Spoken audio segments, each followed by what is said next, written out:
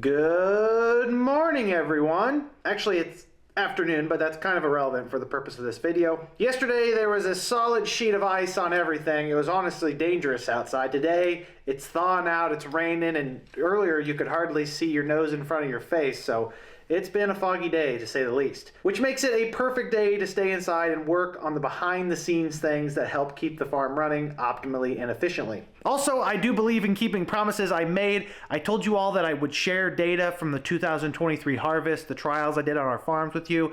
Been dragging my feet on that, but with this weather, finally got a good opportunity to showcase how our farm performed last year. That being said, this is your warning, your disclaimer. All I'm going to be doing in this video is talking about data and showing you guys yield maps and maybe some conjecture here and there. So don't go complaining in the comments that it was boring and I talked a lot. Here's your chance to leave. I'm going to try to make this as quick and painless as possible for both of us. Did write myself a little script to stay on topic and try and be somewhat concise because on occasion I am long-winded. That may be a surprise to some of you who view the channel, but it does happen. Anyways, those of you who have followed along since the beginning of this 2023 growing season knows that it's been equally easy and challenging. The easy part was our planting season. We started off very strong. Great planting season, good ground conditions, relatively optimal weather other than an early frost event that did hamper our stand a little bit on our first couple of fields of corn planted. Overall, I don't think it was a major issue. Speaking of major issues, Kitty, you gotta go. You are not getting paid for this, honey. We had what I would like to think as pretty darn good emergence. Other than that frost event, we had full stands, quick early growth. All in all, April was good to us. However, the end of April going into May is where things started to turn south. It quite literally stopped raining. Our soil naturally has a pretty impressive water holding capacity. What it lacks though in the beginning of the season is plant root development. From April to May, those crucial early vegetative stages of your plants typically also have very poor root development, especially when it's dry. Your roots are not growing fast enough, they're not reaching enough moisture, and the lack of moisture in the ground kind of limits nutrient exchanges between the soil colloids and the plant roots themselves. You do need moisture to help exchange nutrients, which limits growth. It's kind of a self-perpetuating negative cycle. It's time to take a quick break to thank the sponsor of today's video, DeleteMe. In a world that's dominated by data, you and I have become commodities. Data brokers sift through the internet to collect a massive amount of data about each and every one of us. The bad news is that this information can be used to facilitate identity theft, phishing scams, and even stalking. Fortunately, the sponsor of today's video, DeleteMe, exists to be your trusted partner in securing personal information from the grasps of these pesky data brokers. In just 7 days, DeleteMe will generate a privacy report, start the removal process of your compromised data, and monitor the situation moving forward. For me, they were able to find and remove my data from over 55 data brokers. DeleteMe will continue to monitor your online exposure on a quarterly basis, maintaining your privacy without you ever having to lift a finger. There is really no better time for you to get started on protecting your private information online than today. DeleteMe is graciously offering my audience 20% off on your first plan when you go to joindeleteme.com/farmer20. I, for one, sleep a little bit more sound at night knowing that DeleteMe is out there protecting my information online and that would-be predators cannot get their hands on it. Again, that's joindeleteme.com/farmer20 or use code farmer20 at checkout for 20% off on your privacy protection package. Thanks again to DeleteMe for sponsoring today's video. Now back to our regularly scheduled programming. To put the lack of rainfall in perspective for you all, I'm going to show you this analysis provided to me by Paul Yoder, our agronomist with Pioneer. Excellent agronomist. We love working with them, and they have some kind of moisture analysis tool they've been working on to analyze the growing season. And the field in particular I'm going to show you is not necessarily centralized, but it's relatively close to our home base. And this report was ran, I believe, at the beginning of August. So the season wasn't over yet, although the damage has been done. Mostly the fat lady has sung by the time August has rolled around, other than maybe some rains on your soybeans. This chart right here represents an 130-acre field of corn growing in some very good soil. You can see the growth chart here. These lines right here, the yellow represents the minimum allowable water in the root zone for growth. Green represents the max capacity effective for the corn to grow, if I understand correctly. And the blue is the field capacity, which the field capacity is the highest amount of water that the soil profile, including the soil itself and the pore space, can hold before you've reached an actual point of causing standing water on the field. Our agronomist Paul has circled some very key points in the growing season. You can see that from June to July, we had a significant shortfall of water. The yellow line is the minimum amount of water you want in your soil for optimal growth, and we are way below that. Keep in mind that we had quite literally a life-saving rain.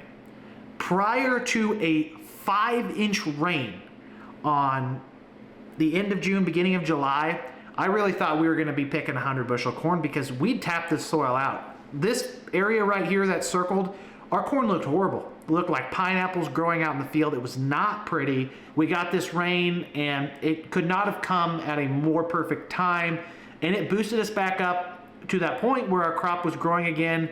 We were shooting tassels around that time. I mean, we were literally standing at the edge of the Grand Canyon for yield, and we were about to dive off, and by the grace of God, we got a rain. And sometimes you'd rather be lucky than good, and that's what we were this season for most of our farms.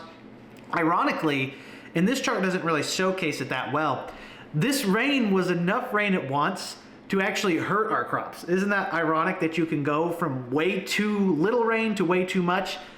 It's one of those years where I was shocked when in June, I was like, well, you know, it is what it is. We're burning up. I mean, what could we have done better? And then after the first week of July, we're thinking, I really wish we had more drain tiles installed in our farm, because our soybeans in particular were showing some yellowing because the field was oversaturated. And after that big rain, it didn't rain anymore. That one large rain provided enough rain for our crops to still put out a very impressive yield. It was not a massive yield, but I think it was a very healthy average yield for us, and I'll get to that in a little bit. You can see that we kind of tailed off at the end of the year. We got some measly rainfalls, nothing significant, especially for corn. I will highlight that a lot of these late rains were not large rains. I mean, they were 1/4-inch rains at best. I would rather see 1-inch rain than 4 1/4-inch rains, because I think it has a better permeating effect on the soil. You get more down into the roots, because when you get a 1/4-inch of rain, although corn does funnel the rain a little bit to the roots itself, I don't think it's as effective as getting a larger rain, because the water's just not getting down there. Some of it's evaporating very quickly on that top layer of the soil. It's not even getting to a point where it's going to be effective for our crops. So I wish we'd gotten some bigger rains, especially for our soybeans late in the season here, because I think it could have pushed our top end yield up a little higher. Here's that same report for soybeans, which were directly next door to that first field I showed you guys. I mean, right to the east, so you would think they got the same amount of rainfall. Again, soybeans don't root as deeply as corn, so rain is even more important to soybeans. You can see that same period from June to July where we just did not get very much rain. The soybeans themselves, they spent a lot of time from May to June out of the minimal allowable water zone according to Pioneer's research, and quite frankly, you could see it as clear as day out in our fields because our beans were not growing. At the end of May, when there was still some water left, I thought we were a couple days away from canopy, and within a week, the beans had ceased to grow. There wasn't enough water for vegetative growth. Fortunately, the weeds weren't growing either, so I guess there is a positive there. Overall, though, just not enough rain to get impressive vegetative growth. This is important to high-yielding soybeans because you need vegetation to produce large yields. I think that limited us. And then you look at the tail end here. I also think the lack of considerable late-season rains hurt us on a top end yield as well, because those late rains can make up a lot of what you lost here in the beginning. Overall, we had good yields like our corn, just I think there was a lot left on the table because Mother Nature did not want to cooperate with us. Based on this moisture analysis I've showed you, you can kind of speculate that we've got one life-saving rain at the beginning of July to take us through the crucial part of the growing season for our corn and our soybeans, and we virtually coasted to harvest. It just goes to show that if you have good soils and you get the right amount of rain at the right time, you can get by with very little moisture throughout the growing season. Harvest obviously happened a little bit more recently than the growing season itself, so it's a little more fresh in your minds and my minds. Easy harvest, hardly rained at all. I mean, we hammered everything out. No major breakdowns, ground conditions were almost always solid. It's hard to complain about a harvest like that. Stayed dry up until into December. Now we're getting some snow and rain, which is good to see. Need to start seeing the soil replenish and build up that reservoir underground as we move into the 2024 growing season here in another couple months. Okay, so that was our growing season analysis. Now I'm actually going to dive into the yield data for 2023. I'm going to share with you as much data as I'm reasonably comfortable sharing with you. I mean, I do have an obligation to my family and other people we work with not to share too much because some of this is private information, so some of it's going to be scrubbed a little bit. I can guarantee you all, though, that the data I'm about to present to you about our farm is as accurate as reasonably possible. The field totals are bushels either based off of LibreCart or off of elevator scale tickets, other than a couple of fields where I wasn't there with the grain cart or whatever. They're estimates, but I promise you they're as close as possible. And then the actual individual field data where we do some trial work, there's a little bit more gray area there because we run 2 combines. That kind of makes things a little bit harder to congregate together. The 2 combines are never set the same, and not everything is weighed side by side, which is what you want for accurate data. So field averages, pretty darn accurate. Side-by-side comparisons and combine-based analysis, I mean, they're probably close, but I wouldn't bet my life on them. Ironically, in 2023, we went back to the basics. Our best fields on paper performed the best. Our worst fields on paper performed the worst. Who would have thought? The fields that would sell for the most money at auction based on their soil properties were our best fields. I mean, our darkest soils, our highest organic matters, that is where the big yields were. Our worst fields, our lightest timber soils, maybe poor fertility, drainage issues, that's where we saw the bottom end of things. And we saw a much wider range in 2023 than we've seen in many years because of that diversity in soil performance. One thing that I personally saw, anecdotally speaking, in 2023, because it was so dry, that isolated rain events made a big difference. I mean, if you go north 5 miles, where we have some fields north of town on similar dirt than what we have down here, some of those beans were 5 to 10 bushel an acre better, I think because they caught some different rains than we caught down here, especially later in the season. When it is dry and moisture is predominantly your limiting factor, those isolated rainfall events make a tremendous difference. I cannot emphasize that enough. Water was our limiting factor this year, and it showed on a lot of different farms. You go northeast of Mattoon, you get up to Charleston, they caught some really good rains up through there throughout the growing season and late into the season. And soybeans in particular, I mean, they're cutting a lot of 80 to 90 bushel beans from what I've heard. Don't know if that's true. It's coffee shop talk, so it may not be true. And down here, we didn't quite do as well. Without further ado, ladies and gentlemen, here are our field averages with the hybrid and variety for 2023. This is as much as I wanted to share. I don't mind sharing you how hybrids and varieties performed. I just don't think, field names, acres, that stuff, I mean, that's kind of private. So our weighted average on corn that you can see here in the bottom left corner of the screen was 236 bushels an acre dry. That should be within 1% or 2% of what is actually true. And then on soybeans on the right side, we have a weighted average of 74.27 bushels an acre. Again, that's about accurate. There's plus or minus 1%, let's say, just not gospel. Before we look at a few of the individual performances, I just want to highlight that this is a weighted average. It's not a simple average. So although you guys can't see the acres, if one of these fields was a 200 acre field and it made 250 bushel an acre, it brings the average up way more than a 30 acre field making 200. So not a simple average, it's weighted. This is a very accurate way to look at how your farm performed as a whole. Given the lack of rainfall this growing season, the fact that we have these averages on our farm is a testament to the quality of soil we have, the genetics that we're putting out in these fields. And I think that as farmers, we should take some responsibility for this success because we've made the appropriate agronomic decisions, whether that be planting date, whether that be in how we manage our fertility, drainage, applying fungicides to help protect our plants and be able to still put out dry yields this good with the lack of rain we had this growing season. As I said earlier, you look at these fields, the darker green colors were our higher yielding fields. A lot of those were higher organic matter fields, maybe lower lying, caught more rain. Soybeans were the same way. On the corn side, I would be amiss if I did not mention the performance of the Pioneer 14830Q versus the Channel 21047. The farm as a whole averaged 245 bushels here where my mouse is. We had the 14830 Chrome Pioneer corn side by side with some channel corn. Weighed a couple strips. I did it on video. You can go back and watch the video if you don't believe me.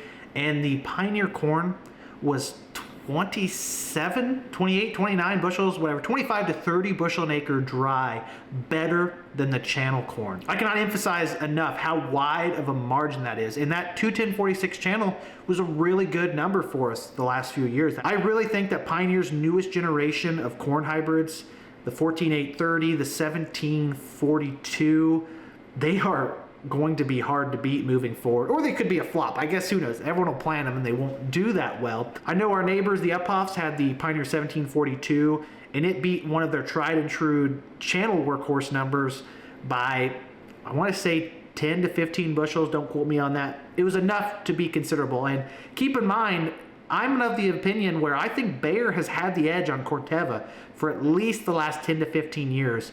And Corteva may have found a gem here with their newest generation of hybrids, something to look into on your farm. If you're interested in it, I think the 14830 is a phenomenal hybrid. On some of these other farms, I'm not sure you can draw a lot of conclusions about the hybrid. I'm not too impressed with Pioneer 1359's performance on some more marginal soil. I think that's a placement issue. That's our fault, maybe not necessarily Pioneer's fault. DeKalb 6289 was the same way. I didn't think it really performed that well on a challenging acre. Placement issue again, but you go up here on a really productive acre and it yields almost 250 bushel an acre. And actually these are two separate fields that I averaged together. It's an 80, but it's actually 240s. And the better 40 made like 253 or 254. So the 6289 DeKalb is a good hybrid.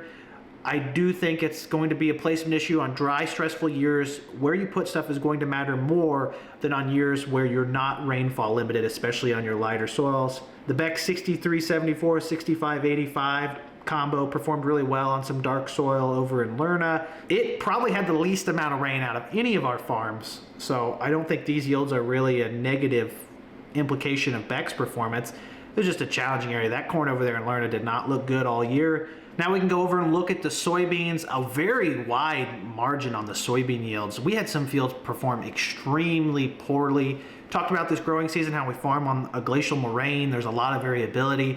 Some of those soils are almost sandy. I think this field in particular, our lowest yielding field, or actually multiple fields, yielded very poorly. 55, 56, 60 bushel an acre, which is not good. Way below our weighted average. They just didn't do good. It didn't rain. And this Pioneer bean, it's ironic because you go to one of these fields just down the road from it, a mile, and it makes almost 80 right here. So a lot of variability. Could be localized rain. I really don't know what to chalk it up to because it just wasn't a good year for our beans. Fortunately for us, we have enough big productive fields that our average gets pulled up. The Pioneer 3-1s north of town did really well. They caught some rains. Beck's 35-55 Extend Flex, 81 bushel an acre, right next door to each other. I mean, that's good yields for this year. The Don Marios continue to be consistent heavy hitters in our lineup. Okay, that was a general 100-mile-an-hour overview of how our farm performed. I mean, I could talk for hours about each one of these fields individually, what I think, the hybrids, the varieties. I mean, I gotta draw the line somewhere. Now we're gonna go into my trial work for the year. I made a list of all the trials I did. I mean, it's not extensive, and some of these are actually the same trial, just in different fields. My son has also annotated it himself. I gotta be careful leaving papers around because things show up on there that I don't put on there. So this is part of having children. I'm not gonna complain about that. Okay, now we're gonna open up the John Deere Operations Center, and I'm going to show you some field-by-field analysis. Again, I highlighted this earlier.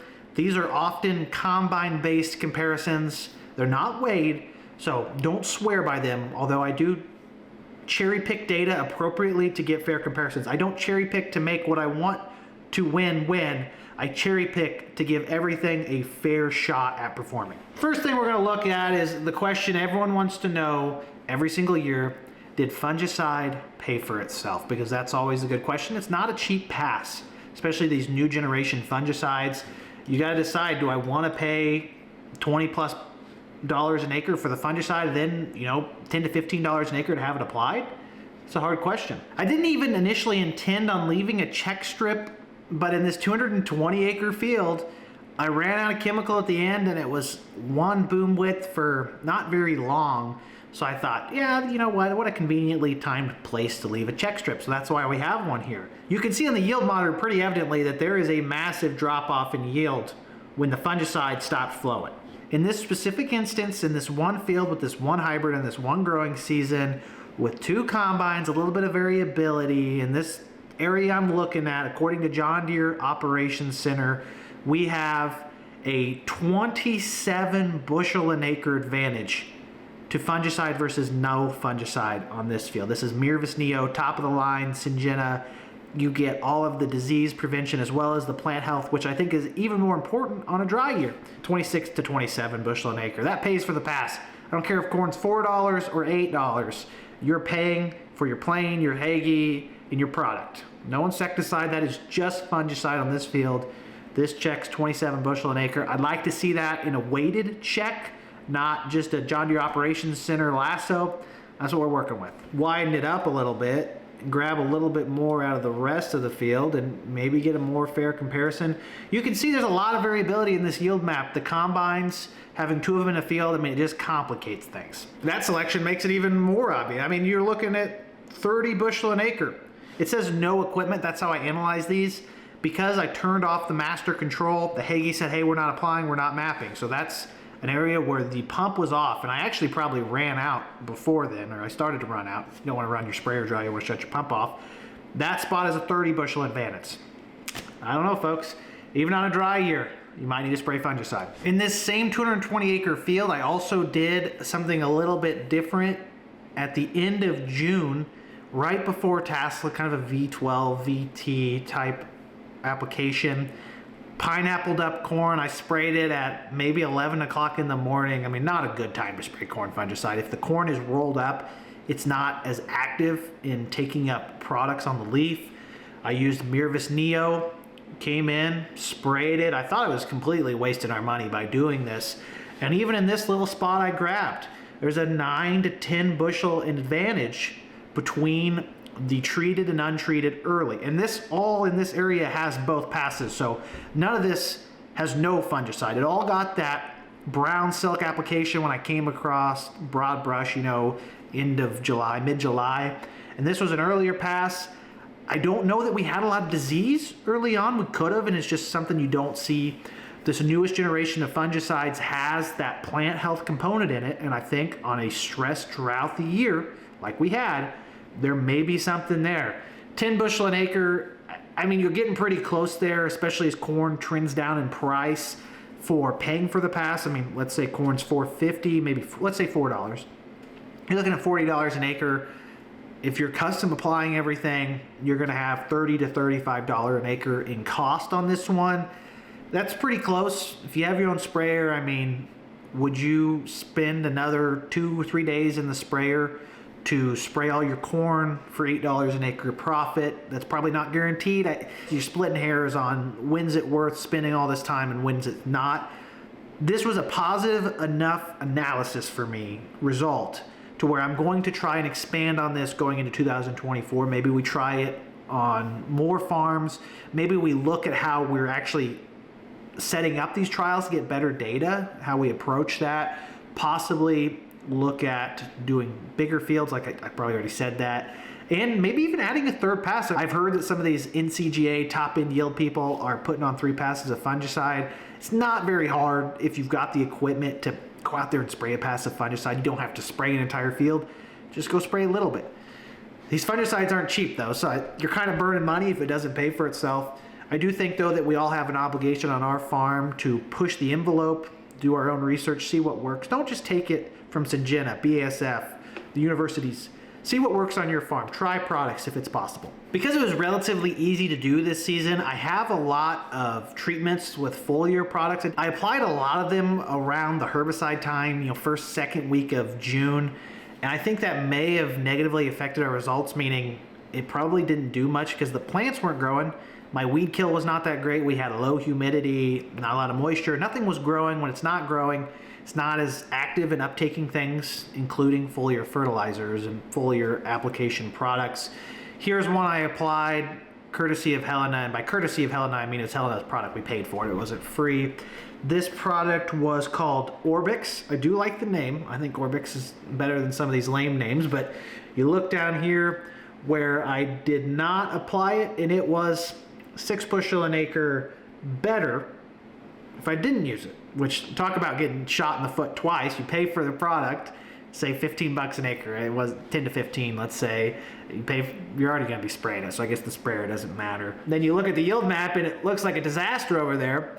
Though, I think the disaster here, it is either some combination of drainage or some other factor going on, because ironically, this is the highest area of the field, and it yielded the best. And this higher area is lighter soil. It's still decent soil. This low area is dark soil. This is soybeans. These were short season Pioneer beans, 3-1s. And I almost believe, purely based on conjecture here, that what you're seeing right here is actually water damage from that rain in July. I mean, we had fields wilting out there in spots. And I saw some data somewhere where soybeans underwater for, is it 1 day or 2 days during reproductive growth, it was like 5 to 10 bushel an acre a day loss. I mean, soybeans cannot stand in water in the heat of summer. So I think this is a drainage issue, but just goes to show you that the foliar fertilizer we applied didn't make any difference. Here's another foliar product trial. This is ENC Flex, again, another Helena product. This is north of Mattoon, Pioneer 31A73 beans. Our highest yielding field is soybeans. Here is the area where I applied it, and then you look over here at this map, and 10 acres of that is sitting on top of terraces, which, talk about wasting product in trial space. I mean, you put it on a terrace, you're not going to get a fair comparison. Nothing's ever going to yield that well, because if it's dry, it's not good. If it's wet, it's not good. That's the nature of the beast here. We got a wash and then another wash over here, which I don't think that's even that great of a comparison. And see what the operations center spits out. And where we did not apply it, it was a bushel better. I mean, I don't know what to tell you there. It's just the way these things go. I don't think these products are hurting our beans. There's probably some positive effect.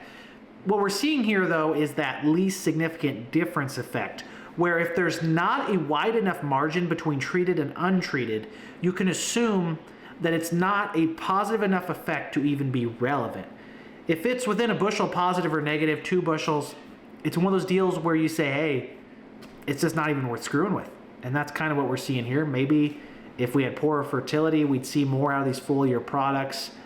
I'm personally of the opinion, and not that I'm not willing to keep exploring it, fertility is best at the roots. You need proper soil pH, you need your NP and K depending on your crop, and even if you want micronutrients, you need to put them down at the roots, whether with a broadcast incorporation, a starter fertilizer. It's just never going to be as directly effective or cost effective spraying it on the leaves of your plant, especially in the middle of a drought, because some of it's evaporating and some of it's hitting the ground if you're spraying with herbicide. I just don't think it's the most effective way to use micronutrient products. I also think that these retailers, these cooperatives, have a pretty good margin on some of these, and I know they won't like to hear you say that, but they do. These foliar products are very good profits for them. They have good margin on them, and that's why they like them. On paper, it makes a lot of sense. Put it on the leaves, you're getting it right there, but in principle, I just don't know that that's why they work. I mean, look at a company like Syngenta, got the Acuron hat on right now. They're not selling you micronutrient programs. They're selling you things that work. Seed treatments, crop safe weed killing herbicides, fungicides that promote plant health. I mean, they are putting yield on the table in one way or another. I think a lot of these foliar fertilizers, I mean, I'm just not sold on them. I just don't think they're there yet. Maybe there's something we're missing. Maybe we're not doing something right as farmers. Put your nutrients at the roots, folks, and then you don't have to ask any questions. I did help the Uphoff brothers, who I did some custom corn fungicide for, spray a pretty extensive foliar fertilizer trial at corn fungicide time, and they saw no difference. They saw no difference between the product they used with their fungicide versus no product at all, which just goes to show you either they don't work, or if fertilizer and fertility is not your limiting factor, you're not going to see a positive response. Stick to the basics. Put your fertilizer in the ground, make sure it's incorporated if you can, and take care of your plants. They'll find the fertility. It's in the earth somewhere. Just got to get to it. That reminds me, actually, I'm going to circle back. I did have Mirvis Neo versus Veltima. That is the heavyweight bout of corn fungicides. Although I am Team Syngenta, I love their products. I mean, I am all about sharing accurate and fair data with you all. I don't think it does me any good to promote something and then lie to make it work. I think you guys should use what's best for your farm. And before we even look at this data, I don't think you can go wrong with either one. I personally would suggest you to use Mirvis Neo. Really though, I think that Veltima would be way more popular had they not had such major supply shortages over the last few years. Syngenta, they came to the plate, they had supplies. It was never a question in our area of whether or not you were going to have the fungicide, the herbicide you needed. BASF did not do a good job on the logistical side of things. Even Liberty the last couple of years, which is a run-of-the-mill, been around for a long time herbicide. People weren't sure you were even going to have Liberty because they just weren't doing a good job keeping those things on the shelves, and it was scaring people. And I think they lost a lot of business, especially on the fungicide side of things, because of their lack of ability to guarantee farmers that they were going to have the product they wanted when they needed it. I'll take you to 122 acres south of Lakeland College, our highest yielding field of the year, because it's a swamp. I mean, that's what you want on a dry year, to show you the side-by-side of Mirvis Neo and Veltima. On a broad brush, pound-for-pound analysis, Mirvis Neo is a quarter to a third of a bushel better, which is not a significant difference. I mean, that's almost a tie. And to stand up for BASF's Veltima here, when you look at this comparison and you look at where the product was applied on this field, the north quarter of this field starts to transition into lighter rolling soil, which does not yield as well. I mean, it's pretty darn clear in the yield map here that this is a light sandy hill knob. I mean, the yield was abysmal up here. You look down here, because this all was Mirvis Neo, I think it does bring the average up a little bit for Neo. Again, you look at it on a broad brush, I think it's not a significant comparison. So you could almost safely say that either product's going to do you good. If you're happy with the product and you want to do a side-by-side of your own to see, I mean, go for it. Veltima's big push was that it was a longer residual. You could spray it earlier. I mean, I'm not sold on that argument. We'll do a little grab here and try and find a fair spot. It's, again, 2 combines in this field, so data could be skewed. Maybe BASF was 5 bushel better. I've got all sorts of stuff just coming to mind here. Also had our side-by-side comparison of nitrogen use rates on this farm. Very, very minor trial, but we had one. We had a field with no nitrogen on it at all, no fall anhydrous, because we had some tile work done in the winter, and we didn't want to run the anhydrous bars over that. So we just put it all on in the spring. Immediately after planting, we side dressed, or once the corn was emerged enough, put on 230 pounds across the field with side dressed liquid 32. And I had them on one pass, bump it down to 200, one pass, bump it up to 260. Nitrogen is the hottest topic in farming. I could talk for hours about this. It's probably the most used and abused, but it's also the one people are the most afraid to pull back on in corn because it's the most important. You don't want to cut back enough that you don't have top-end yields. At the same time, you don't know what the growing season's going to hold. If it's really wet, you could lose more nitrogen, so you need more. I mean, it's a very complicated discussion. And needless to say, farmers are probably most of the time over-applying for the sake of ensuring their fertility for that growing corn crop.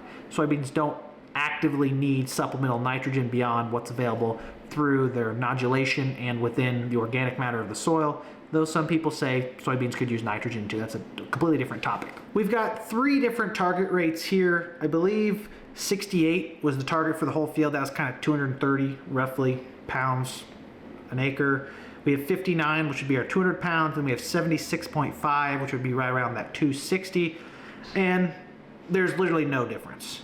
The 230 pound was no different than the 200 pound. The 260 was no better. So I think it's safe to say that in 2023, nitrogen was not a limiting factor. I'd kind of like to see that one again, especially because This is all spring, side dress, nitrogen, nothing else with it, and yielded better than anything else just because it was a better farm. Oh, you got a haircut. Let me see it. Whoa, look at that haircut. Oh, I need a haircut? Hi. Say hi. Lenny just got a haircut today. He's interrupting the video. Look at that. You look like a grown man. I gotta wear a hat because my hair is slowly falling out. Oh. So you have hair on your face. You better go get that cleaned out. Were you good? Yeah. You were good at the haircut? I did that one. In the case of this growing season, given how expensive our inputs were, especially nitrogen, you cut 30 pounds out. I mean, you're looking at 20 bucks an acre, 25 bucks an acre. I don't even remember what we paid a ton for 32, but that's a pretty drastic savings.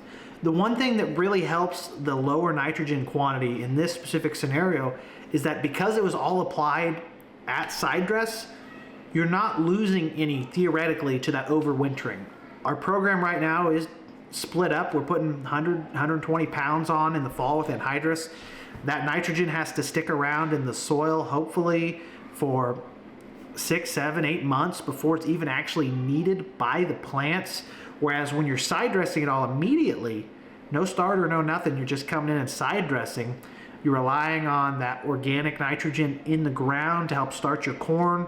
Some would say that not having a robust source of nitrogen out of the gate is going to slow you down. That's why they like to use a starter, whether it be with their planter or sprayed on with a pre-emergence herbicide like Acuron. I'm not really sure that I'm sold on that. It does make sense in theory. In practice, I'm not as confident in that opinion. Personally, if it was up to me, I'd run the program that we run on a few acres, which is a little bit of nitrogen down with the sprayer. When I say a little bit, I mean 70 pounds. And come back and side dress the rest immediately if you're worried about it. This farm, though, almost shows you that if you just come as early as you can and side dress, it'll yield as high as it can yield. It'd be pretty logistically simple to do this. You know, combine just a early side dress and then maybe an early application of a full rate of Acuron together. I mean, one sprayer pass with herbicide, one side dress pass. It'd be easy. It's a lot of nitrogen to put on at once. I mean, you're talking 70 gallons an acre. It's a lot. I mean, 120 acre field, you're looking at 8,400 gallons.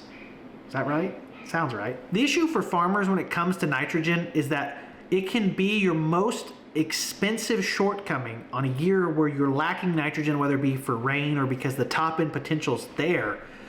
If you don't have enough nitrogen, you're leaving yield on the table. And yield is hard to replace. I mean, that's very intuitive to say. But if it had rained this season and our top end yield potential was 300 bushel an acre, we'd only put 200 pounds on and we ran out of nitrogen, which I don't know if we would or not, you'd really be kicking yourself. You'd say, why didn't we yield as well as everyone else? Because we didn't have enough nitrogen. So farmers tend to over apply as opposed to under applying, even though it makes more sense to not put enough on because it's the economically right thing to do. You want to be a dreamer, you want to set your targets high. That's why people put on enough nitrogen where they don't have to worry about running out. Speaking of nitrogen being a limiting factor, I'm going to talk very briefly about an extensive series of trials I did on a few farms, both corn and soybeans, of Corteva's product, which is aTrippy. aTrippy is a powdered bacteria that you apply with a liquid mixture, a sprayer, that colonizes the leaf. It fixates nitrogen in a symbiotic relationship. The bacteria exchanges, I don't know if it's carbon dioxide or oxygen with the leaves or sugars, who knows, but it's supposed to bring nitrogen into the plant. I had a lot of trials with it. You can see this one right here. This is a 1 combine trial, so the data's accurate. Where I applied it with our late application or regular application of Mirvis Neo, there was a 3 bushel an acre yield drag, which is non-significant, meaning that it didn't do anything for us on corn. Here's the same field, same product with an earlier application of this aTrippy.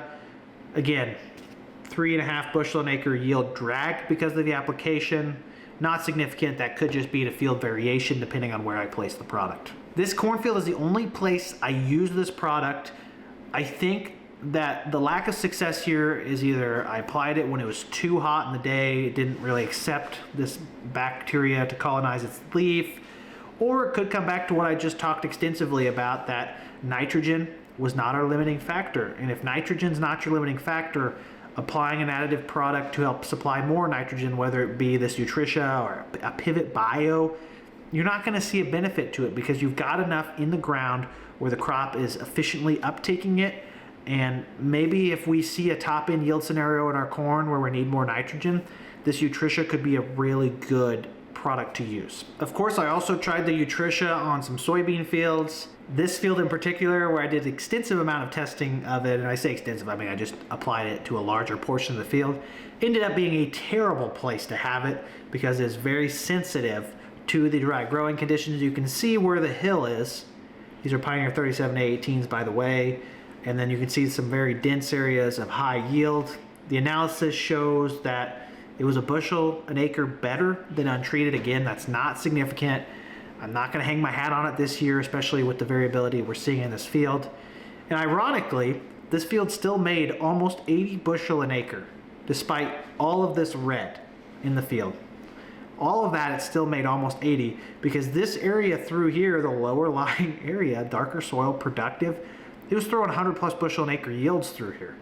And I do believe that is outside of the Nutritia application range. I mean, it's not in the Nutritia zone, so I don't think we can give any kind of credit to that.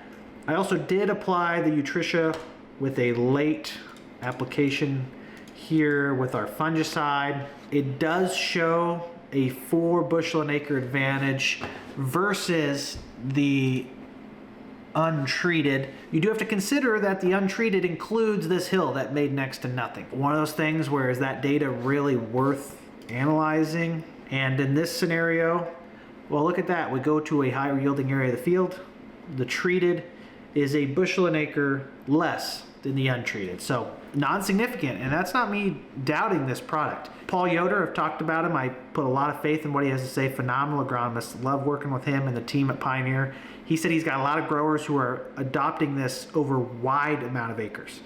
And I trust him enough to know if he's saying that, it works. It could be that because we didn't have high yielding soybeans, we didn't get into that 90 to 100 bushel range, we weren't going to see it have a positive response. Some people say that the extra nitrogen helps your soybeans when you have huge yields. If you're just going to grow average soybeans, for us 70, 75 bushel soybeans, you're not going to see a return to some of these crazy management tactics. When you start to get the rains in the growing season to grow triple digit beans, then these additive products, whether it be the foliars, the 2-pass fungicides on beans, the bacteria that add nitrogen, maybe that's when they show their value. It could be a matter of you need to pick and choose when you're going to use these products. It's not just every acre every year. You got to sit down and know your farm, know your fields, and see where those products are going to benefit your bottom line. I cannot emphasize enough, I had a lot of little trials like this around the farm. I wish the weather had cooperated more because it puts more merit in the data.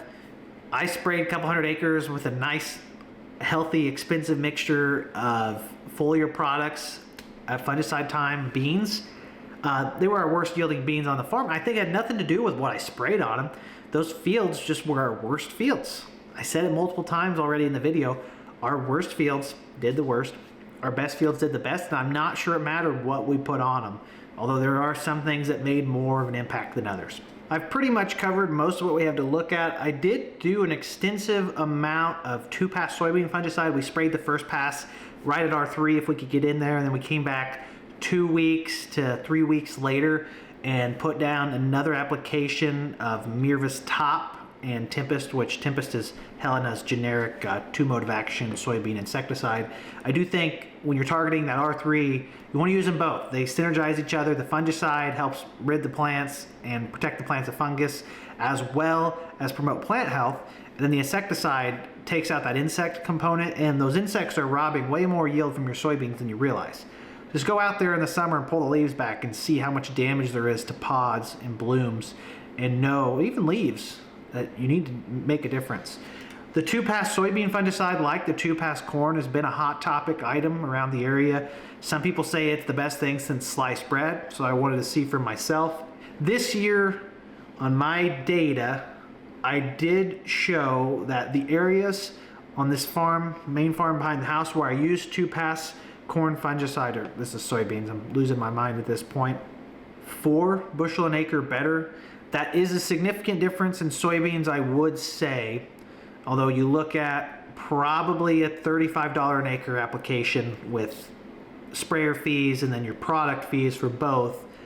I mean, that's a lot of money. So you're above break even at $12 beans, you've got like a 10 to 12 return on investment per acre. It's a pretty easy pass to make. Soybeans are a lot easier to spray than corn, especially if you're just using lines you've already used with an RTK system. This is a 2 combine field, so I mean, there's going to be some variability in there. I'm going to try this again next year. I heard some crazy results last year from people, and that's why we did it on some farms, and I was hoping to see crazier. Again, I don't think we had the top end this year to make the difference with some of these passes. I would say that this was my largest trial this year, although it wasn't a trial. I mean, we were just spraying a bunch of acres twice. I'm not sure that it did anything other than break even and kill some time. This field, just not grabbing anything on average, it shows a 3.5 bushel advantage. We will grab an actual zone here. In this zone I grabbed, it looks like there was a 4 bushel an acre advantage to 2-pass soybean fungicide. That's pretty close to breaking even, as I just said. I'd really like to see 5 or 6 to kind of justify that a little bit more. Like the 2-pass corn fungicide, I mean, we're going to play around with it some more and see if we can make this work. It's all about pushing yields. It's just finding out how to do so. And unfortunately, because we don't have access to irrigation, and it doesn't even make sense, as much as our land costs down here, you can't even begin to think about irrigating it. You're pretty much limited on water. If Mother Nature decides it's not going to rain, it's not going to rain. That pretty much concludes our data analysis from 2023. I'm sorry if that was a snoozer for some of you, but this type of stuff is very important for progressing your farm to help improve your bottom line. As we go into 2024, I'm already kind of spitballing some ideas of things I want to try. I'm thinking about expanding on these 2-pass and maybe even 3-pass fungicides. I know it's probably a futile effort for the most part. I would like to see on a more expansive program whether or not it works and it doesn't work. Might try some more Pioneer or Corteva's Utrisha, and just continuing to do these side-by-sides and add more years of data, because 1 year is worth something, multiple years is worth more. 1 year is just a specific isolated event. Hopefully we see more consistent rain next year, and maybe we see a return to some of these products if we try to use them again. Another product that I'd like to kind of see a little bit more of is some ATS applied pre-plant with a sprayer. That's ammonium thiosulfate. I don't really know that the ammonium portion is what I'm looking at, more so as seeing if sulfur could have an earlier effect on crops, maybe promoting early season growth, resulting in possibly more vegetative growth, better stress mitigation. Combine that with an early pass fungicide and you're looking at a pretty good start to your plants. When it's going to be dry, the earlier you can get your plants up in cooler weather, the quicker you can get your roots down, the better off you're going to be. We've seen that time and time again. That's why early planting is the statistical advantage year in and year out, because the plants grow before the really hot weather comes in late May, June, and July. I'm sure I'll come up with other ideas on top of that, but that's kind of what I'm thinking for now. If there's anything you guys think I should try or a product you want me to try, let me know. I see if I can work it in. I don't know. Sometimes it's a balance between figuring out things and what's even logistically possible. There's times where I'm just too busy to load the Hagee up and go spray an acre of something. So let me know in the comments what you think, what you think about the results of our farm this year and how your farm did and maybe what you learned on your acres. We can listen to the experts at the companies, the universities. We can look at their data all we want. You need to come back to your farm, to your fence rows, to your property lines, and figure out what works for you. And you don't have to go out there with a Hagee 120-foot boom. You can do small trials. You can load up a backpack sprayer if you want to and try a couple plants. See if there's a difference on some of these things. Everything doesn't have to be done on the grand scale. That's the way I like to do things because I've got my mind set on large-scale efficiency. I'm not sure, though, if that's always the right solution for some of these trials. Some of this data would be a lot better if I just done a hand analysis of the ears or a backpack sprayer of 2 rows next to each other and wait the years before harvest. Anyways, I'm just rambling at this point. Hope you guys enjoyed the video. I know it's a little different, not the most exciting stuff, but it's stuff nonetheless. As always, I greatly appreciate every single one of you continuing to tune in and support the channel. Your viewership means the world to me. Catch you all in the next episode. Until then, make sure you like the video if you enjoyed it, subscribe if you want to see more, and comment down below if you have any questions. You know I love to talk about farming. Have a great day, everyone. Peace!